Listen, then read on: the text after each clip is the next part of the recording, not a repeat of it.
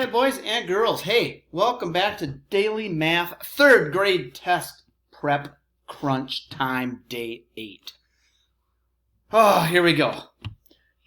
The Smiths have a large bin full of rabbit food for their rabbits. Each day, they use 9 cups of food.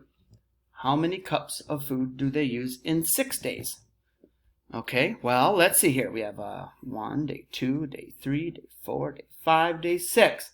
9 cups of food each day. 9, 9, 9, 9, 9, and 9. Oh, how many cups of food do they use in 6 days? 1, 2, 3, 4, 5, 6 times 9 equals 54 cups of food. If the bin holds 600 cups of food, how many days will they have enough food before they run out? So this time we're going to have to divide it. So we're going to take the big one here, 600, okay?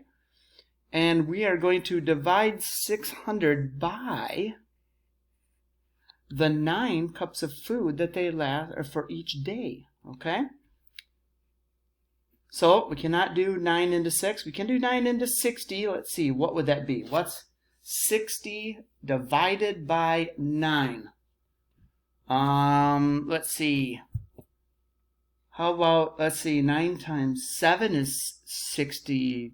Oh, 63. That's too much. We'll have to do 9 times 6. So 9 times 6 is 9 times 6, 54. We multiply.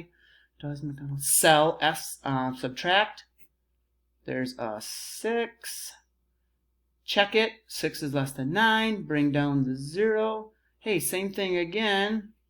54, the 6. Okay, so how many days will they have enough food before they run out? So they'll have enough food for 66 full days. Okay, 66 full days with a little left over, just not enough to go around. All right, here we go. Joey ran around a track that was 1/3 of a mile long. He ran around the track 6 times. How many miles did Joey run? Let's go this way.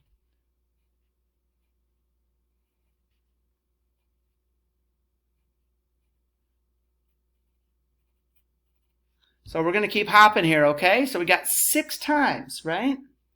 So here's the first lap, 1/3 of a mile. Second one is 2/3. Third one is a mile. Fourth, mile and 1/3. Fifth, mile and 2/3.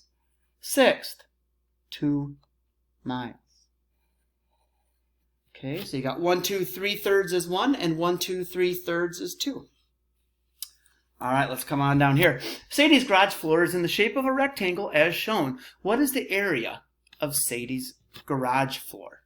Okay, area, so not the perimeter, not 10 plus 10 plus 20 plus 20, but we're talking area, so it's going to be square something. I see the little square note on each of those. So now we're going to do 10 times 20, okay? So 10 times 20, add another 0 behind the 20 is 200. 200 square feet. Here we go.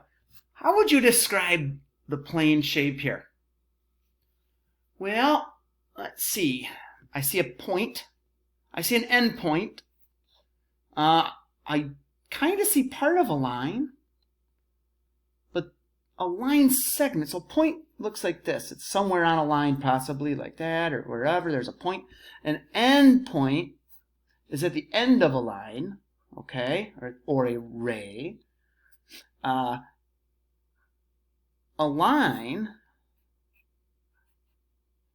could be like that. There's your line, or it could have a couple points on your line. It's still a line, okay.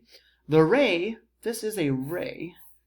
Okay, a line segment would be a dot to a dot. That's a line segment. Okay, this will come up again here soon in another couple of days, so try to refer back to that one. All right, here we go.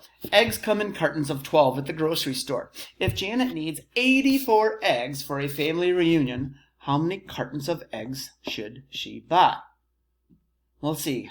12, 24, 36, 48. 12, 24, 36, 48, 60. I always like to think of that, okay? There's 5. And then 6 would be 72. And 7 would be 84. So 1, 2, 3, 4, 5, 6, 7. How many cartons of eggs? 7 cartons of eggs. If Janet buys 10 cartons of eggs, how many eggs will she have bought?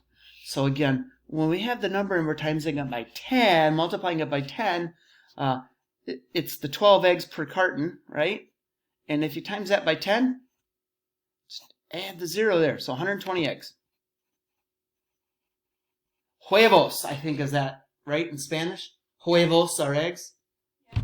Yummy. All right, boys, girls, take care.